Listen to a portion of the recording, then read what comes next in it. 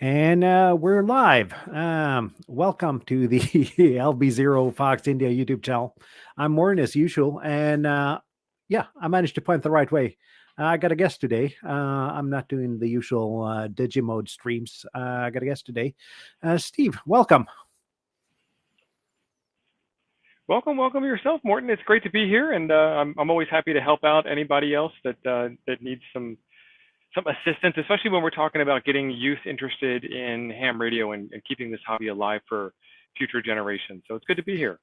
Yeah, because you've actually done, well, you got your daughters licensed, haven't you? I do, not all of them. I've got 5 daughters, and I've got 3 of them licensed, so that's a start. And the 3 that I have licensed are all below 20 years old. So Yeah, it was a that's good. little bit of a struggle, but we made it happen. So, and yeah, and you're involved in Yoda as well, isn't that correct, Steve? Yes, Youth on the Air, and it's a worldwide organization, and I am involved in Yoda Region 2 because that's the one that's in Region 2. The ITU regions, and Region 2 is the Americas. So it's the one that I'm involved in. Yeah, because as we discussed a little bit before we started the stream here, ham radio is practically a hobby for middle-aged men and older, and at least in my club, we've done a couple of discussions on it that in 15 years will be a couple of people left. So, what are your thoughts, Steve, on how to get people involved and interested and to know about ham radio? So I'm going to take a very controversial approach, and I know a lot of people don't like to hear this because of how they learned, but you can learn one way, and the future generations can learn a different way. And I tell people, don't start with the test. If you want to get a young person involved, the last thing a young person wants today is another class, another book, another test. They want to go do something active. You want to present them with something that's different than what they are accustomed to. And the way that I got my kids to actually take the test was we went out and did a lot of on the air work, and they got tired of using my call sign and filling my log and filling my walls with certificates and awards and things like that. Like, when can I use my call sign? Well, you don't have one. Well, how do I get one? Like, you make them come to you and ask you for the next level instead of you just saying, well, you can't start until you read this 300-page manual and pass this 35-question test. Yeah, and that's a good point though, because it's got to be fun and it's got to be interesting for the kids. And there's just so much happening today compared Yep. to when we were younger. And at least for people that aren't nerdy to start with, it's kind of a strange hobby. And I gotta agree with you. Keeping the fun part is probably a key. Yep. And Yep. one other factor that I've been thinking about is that when we grew up, we didn't have the internet. Right. Being able to bounce a radio signal around the world was more of a magic thing than it is for today's kids. Yep. Um, and how do you see that when you're at Yoda camp and with your kids, Steve? Yeah, so it's very different. You bring up a very interesting point. There was a definite need for a hobbyist level of ham radio communication, and I'm stressing on the hobby part because of the topic at hand today. There is a service part of it as well, and that's kind of not what this is about. You have to know how to do radio before you can become a part of the service part of it. So we're going to start with the hobby part, just to get that on the table. When you and I first started, cell phones were brand new, very expensive, very rare, didn't work very reliably, and ham radio did. And my little 2-meter handheld that I had in my car, or my 2-meter mobile rig that I had in my car, got me to connect to my local repeater, got me in touch with people in case of emergencies, was a definite requirement. Much like you wouldn't leave your house without your smartphone today, because your smartphone gets you connected to Amazon for comparing shopping prices. It gets you your GPS to navigate you a different way in case there's a traffic accident. It gets you a phone to call for emergency services, or to call if you ran out of gas and need to have somebody come get you some gas. And all of that used to be ham radio, and all of that has been replaced. So what's left? And what's left is really just like having fun and experimenting with the science and playing around with different antennas and bringing your own challenges to the table. And that's where we have to, that's where something like Parks on the Air comes into play with the young ones today. And your question was, how did Yoda bring that together. And what Yoda did was put a room full of 20 some kids together. And at that point, they all just took off and supported each other and played with each other because that was the thing that was on the table to do. If I brought 20 kids together into a room with cell phones, they'd all go off into corners and start talking to all of their existing friends. But we gave them an activity to apply their friendship to. And in reverse, their friendship grew. So it worked out.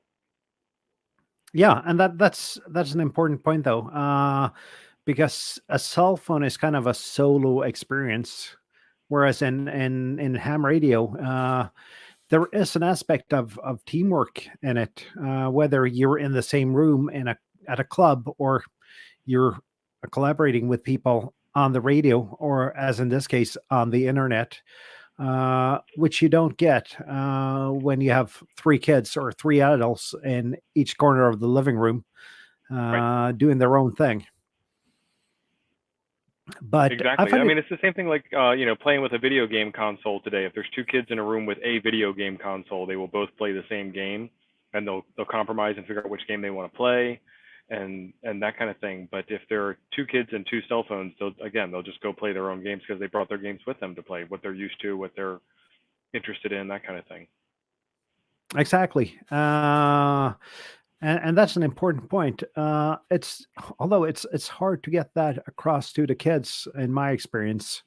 I got a daughter; she's 14, and as you said earlier to me, she might be too old, but she hasn't really. I've had a couple of times when I've been camping and she's bored, where I've been able to have her sit down with me, but I don't stand a chance at home with all the other distractions around.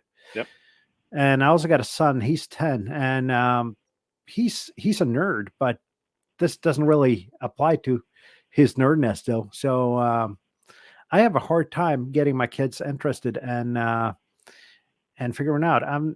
I've kind of realized my kids are probably a lost cause to the hobby, and it's never going to be a mainstream hobby. But there is a potential of recruiting more people. Whether it'll be the maker community or the preparedness community or just the science interested kids. So I think there's a potential, but I don't really know how to find the key on how to engage those people, though. Yeah. So one of the things that we can do as the current generation of hams is make this sound like it's fun. A lot of times it's very easy to lean back on all the complaints of 80 meters and talking about everybody's medical ailments and arguing about political directions and discussions and things like that. And what other people hear is just a lot of whining. So step number one would be stop the whining. And step number two would be make this sound like fun. Like it's fun to go grab some scraps out of the garage and build an antenna and make a contact with it. But you got to kind of work your way through to the other end of that thing. And some of that has to do with make a contact and go, wow, I just talked to somebody in South Africa. That's 7,000 miles away from me. That's like the farthest contact I've ever made. And my little radio in the other room did that with my antenna outside that you helped me build, even if their helping was like holding a piece of paper while they thought they were reading you instructions that you were already 7 steps ahead of. It's the inclusion that helps out, and that excitement level. Like if you came home from the gym after working out and you just complained and you were hot and sweaty and tired and sore and you couldn't walk up and down the steps anymore, nobody wants to go to the gym with you. I don't want to do that. That sounds painful, But if you come home and you're like, man, I just got back from the gym. That was an amazing workout. I feel so energized and pumped and ready to go and take on the world. I can't wait to go tomorrow. That's a different spin. And it brings about a different level of energy. So your presence in the room is also a big deal. Yeah, and that's back to the fun part of it, though. It's got to be fun, and I think personally, I think I've had a lot of fun with this hobby and showed it. But when people talk about ham radio in public, we're kind of the weird guys, and I don't really know how to turn that perception around. You in North America probably got it a little bit easier with the Parks on the Air program that kind of helps get hams outside showing off the hobby. Whereas Parks on the Air here is still new and not that big. And I noticed that field day might be a good way to show off, but then you got to have the Yeah. other hams that are willing to be in a public place to show off during field day. What are your Yeah. thoughts So on I that? mean, like having a public face, making it look like something interesting.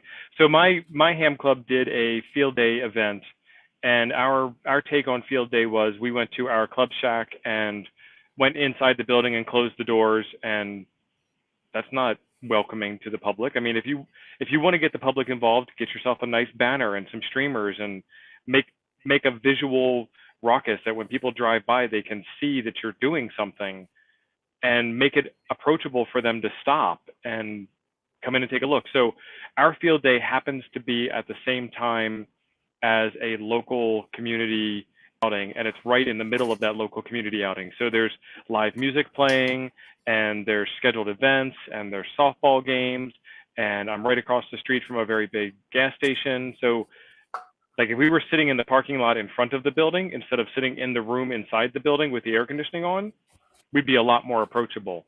If we said, make a contact with somebody halfway across the world, that they might be interested in doing something like that. But certainly a bunch of guys inside of a building with the doors closed and the blinds drawn to keep the sun out is not welcoming. So you have to make it approachable. You have to make it easy for people to slow down and see what's going on. Yeah, absolutely. Because well, I'm so new in this hobby that I've only been to one field day, and our field day in Region One is in September, and we went to a cabin in the woods, which was a nice place, but we didn't see any other people, and that doesn't really help on recruitment, I think. So I think the visibility part, even though the noise levels might be higher, uh, the point of field day should be to show off and let people see what you're doing and kind of Right. light a spark in at least some people. Yeah, for sure. I mean, like imagine if you were to set up a table with a radio and a big loudspeaker and a 42-inch TV hooked up to your Yaesu FPDX10 or ICOM 7610 with the video out and the waterfall on the big display, and that would be pretty eye-catching. Now you put that in the parking lot of a Walmart right up by the front door, that would be even more eye-catching. And if you had somebody who was on the other end helping with the contacts to make sure, like some presence on the other side to guarantee a connection, that would be even more interesting. Like you just keep amping up the eye candy. If you remember the old arcades when we were kids, they had this thing called attract mode where the game just wouldn't sit there with a black screen. It would sit there and it would show you all the graphics and all the Yeah. action, and it'd be playing music and the lights would be flashing, trying to get your attention to go over and spend your money on that game. Well, it's kind of the same thing that we need to do. We need to make it flashy and exciting and draw your attention to it, and then make some connection as to, okay, I can do this thing that I never could do before. And that's where it gets to be interesting. Exactly. And that's kind of raises my next question, though. Is a bunch of middle-aged men and older the right people to do that? Or Mhm. are we just, even though we use the big screen, as you say, and we use a loudspeaker and big banners, are we still the nerds that are standing against the wall on prom? Or are we doing something exciting? Right, right. And I think that's up to us to sell, and you have to go to the right location. So there's something in marketing they call a market to message match. So if you were to set up this exact same radio station that I just described, graveside at a funeral, I don't think anybody would be interested, and they'd probably be pretty mad at you for doing it. If you set this up at a STEM event, I don't know if they have STEM in where you are, Yeah. but if you set this up at a, like the colleges around here will do this, like hacking event, and you get to fly drones and you get to print things on 3D printers and you get to build little Arduino kits, and who can make the tallest Lego tower and who can make the farthest contact on ham radio or something like that. Like you're in the right spot. You've got a bunch of people that are already interested in it, and you're continuing to raise that hype that we talked about before, like the arcade system. Like you're in the right place at the right time, doing the right thing. Yeah, for the right people. that's kind of the important point, though, because you're never going to attract everyone to this hobby. But you could attract the science interested high schoolers and college kids to this. Um, you could probably kind of attract the search and rescue people, the preparedness Yep. people, and all of those kind of people. Uh, but you're never going to attract, in lack of a better word, the cool crowd to this. Or am I completely wrong in saying this? I would argue that you're completely wrong. I think that we're all pretty cool people here. I wouldn't want to hang out with somebody who's not having fun and not enjoying what they're doing. That's my definition of cool. I don't know if it's everybody's definition of cool, but at the same time, it doesn't matter. What matters is, can you make that connection? And it's a skill that some people have and some people don't. And definitely a skill that you can actually improve if you don't have it. I mean, you can do a little bit of research, do a little bit of learning, and level up your game in that regard Hmm. as well. And most people just don't think they can. Exactly. Yeah, you make a lot of good points there, Steve. Although I don't know. How's the recruitment situation stateside for hams? What I can see on YouTube and on social media, it seems like there's a lot of young people coming in, but I don't know how much is that founded in reality. Is there a lot of old guys and few young guys over there as well? There's a lot more old guys and a very few young people over here. You're absolutely correct. And one of the things that I'm relying on with Yoda is that we're trying to attract the people that are already interested, because we're trying to make the program successful and get better at it. And it's easier to do that when it's full of people that are already interested in the hobby. And hopefully those people will talk to their friends and bring this up as something else that can be done. Like one of the visions that I have is maybe a weekend long camp event, whatever you want to call it, where we are in line with the local schools. And in the US, the American Radio Relay League has about a $500,000 worth of scholarships. So that'll get you in the door at your high school if the high school has some event coming up. And I can put you in touch with the people in the US that would help you make that connection. And where was I going with that? from there, you can demonstrate these things. So this weekend long camp, my idea of mine would be get you to know enough stuff to accidentally be able to pass the license test for your American technician level license, the lowest license level that we have. Not to like sit you down in a classroom setting and read you a book, but to put you in front of a radio and get you to build an antenna and remind you that you have to say your call sign every 10 minutes and let you know when you're allowed to transmit and not allowed to transmit, actually having you transmit. Go out and do a Fox sign and figure out what interference is. And hopefully you've just absorbed enough information that you can pass that first level tech test and take that knowledge with you and then go do something with it. Because the worst thing that you can do is come into that program on Friday night and leave on Sunday afternoon with no hams in your life and no license to be able to maintain that conversation. That would be pretty bad. Yeah, and that's a good point, and that's still kind of taking it back to what you started with, making it fun and the kind of like learning by doing or learning by failing experience, Mm-hmm. which is good. I'm a big follower of learning by failing, and not just doing, but you got to do things wrong in order to learn them. And if you do that, you get to a point where Yep. you know stuff and where you're able to pass a license test without really knowing that you have studied for it. Some people are really afraid of that four-letter F word, and I think that four-letter F word precedes the experience and the wisdom and the knowledge that comes after it. So I'm not afraid of that four-letter F word. No, that's part of life, and I see Jim in the chat here also say that he fails daily. So, and I think most people do, but I don't think people are good enough to talk about their failures. And also, when you look at Ham Radio YouTube, which you and I are a part of, you got a lot of videos of people managing to do stuff, but not a lot of videos showing where people actually fail. So I think that would probably as well help people to see that even though you have your license, you're still gonna fail at some point.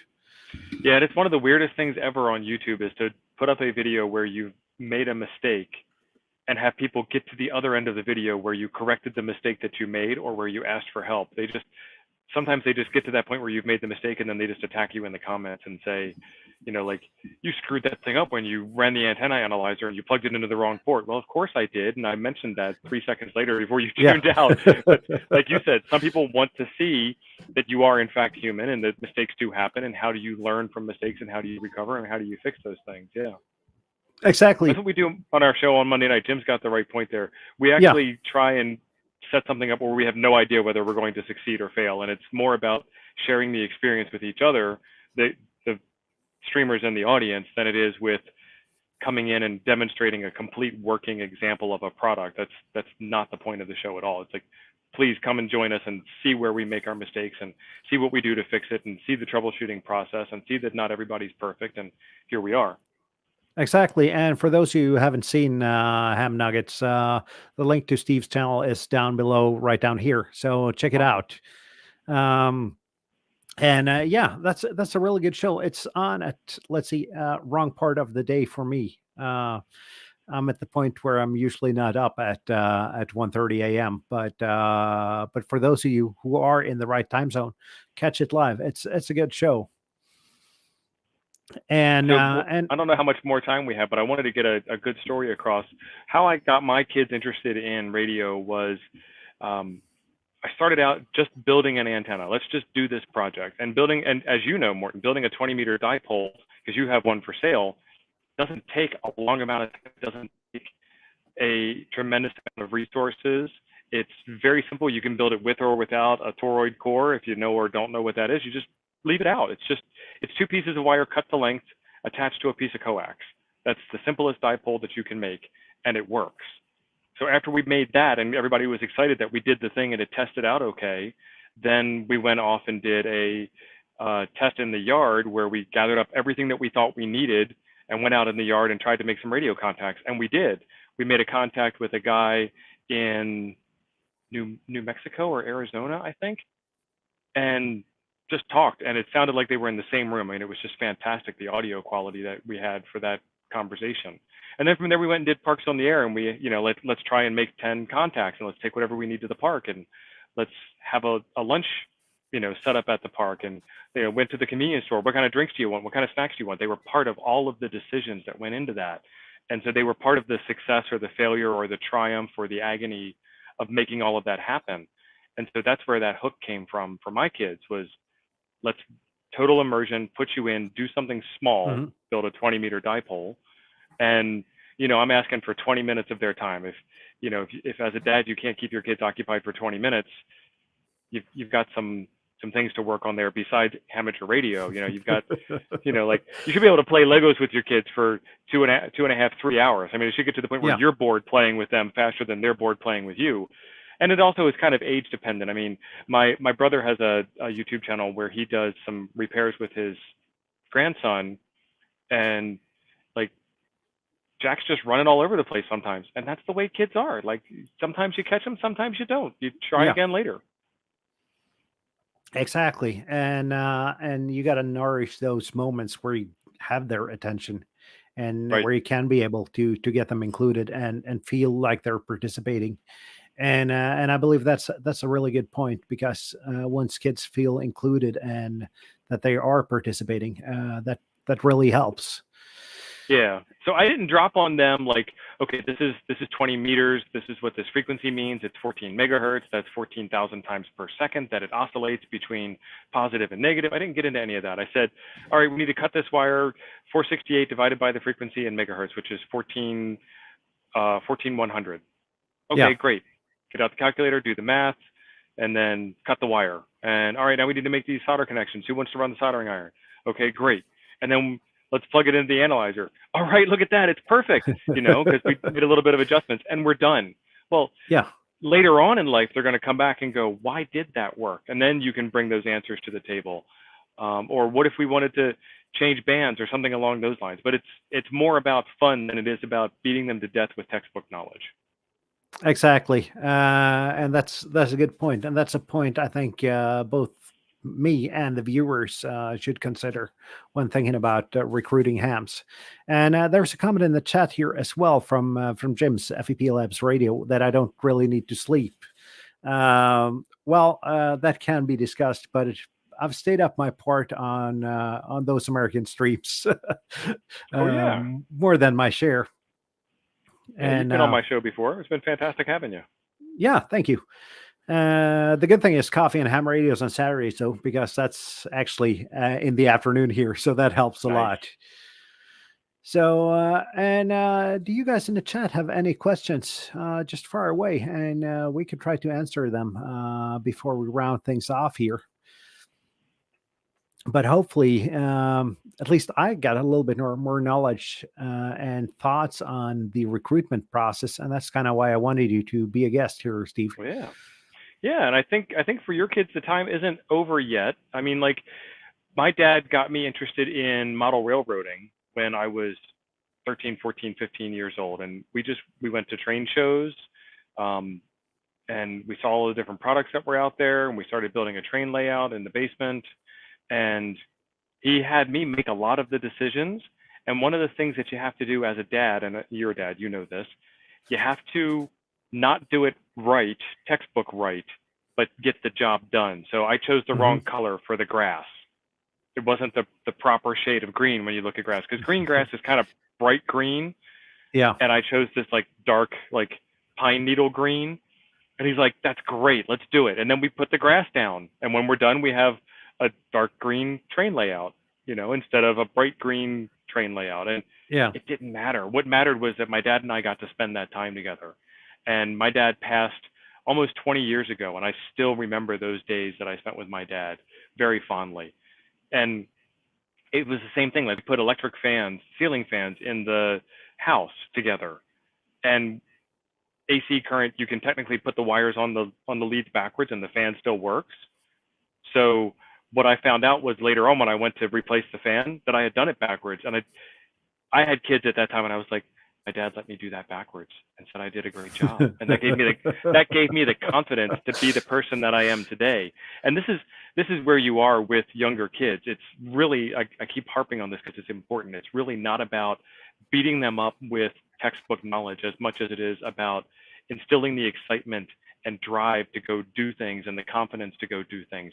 Because now I can wire a ceiling fan in properly, and I know why the wires are colored the way they are, and I know how they hook up when they go all the way back to the other end. And I know all of this stuff that I didn't know when I was 10 years old installing a ceiling fan with my dad. And my dad was there. My dad's been an electrician for a long time. He knew what was safe and what wasn't safe. And, we got to the other end of it, and the house didn't burn down at all, ever. Still standing. So, like the win there was that I grew up and I know how to do electrical wiring properly in the house and have the confidence and the abilities to go do those things, not that my dad was right, So that's another personality thing that needs to come into play too.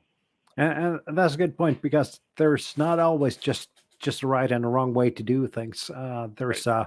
A million different ways you could do that, and at least come up with a working solution, as with ham radio. So there is no, at least in parts of the hobby, there is no final conclusion on what's right and what's wrong. And if there was, there wouldn't be any progress in the hobby. Exactly. And I see we don't have any questions from the chat here. And we've gone past the half hour that I thought I'd planned to spend on this. But it's been really great to having you here, Steve. And for those of you guys who might have found my channel and not have seen his channel, which is not probable at all, the link to his channel is down below. So thank you for being on, and I'll be back next Monday for my Digimode Monday stream. And what's Awesome. new on your channel, Steve? Yeah, so what am I doing? Today I released a video on comparing an older version of the Nano VNA with the latest version of the Nano VNA, the Nano VNA H64. And I recorded that video a long enough time ago that I don't remember the exact name of the product, because that's how the video scheduling's going on my side over here. Thursday night, we have our Coffee and Ham Nuggets show. Saturday, Coffee and Ham Radio show, Cafe Noir After Dark. Saturday morning is our morning show, and then we're back at it Monday night. Depending on the weather, I'm either going to go out and do a live Parks on the Air activation, or I'm going to stay inside in the air conditioning and play with some new waterproof radios and see just how waterproof they actually are. Ah, great. And speaking about Parks on the Air, there's a video dropping on my channel tomorrow on how not to do Parks on the Air, speaking about failures. So Yeah. I went out and didn't check any of my equipment. And yeah, that went not the way I planned it to do. But anyway, thank you for being here, Steve. And please, yeah, thank you for being here. And for the rest of you guys, please join me again on Monday for Digimode Monday, 7-3. 73. And we're off.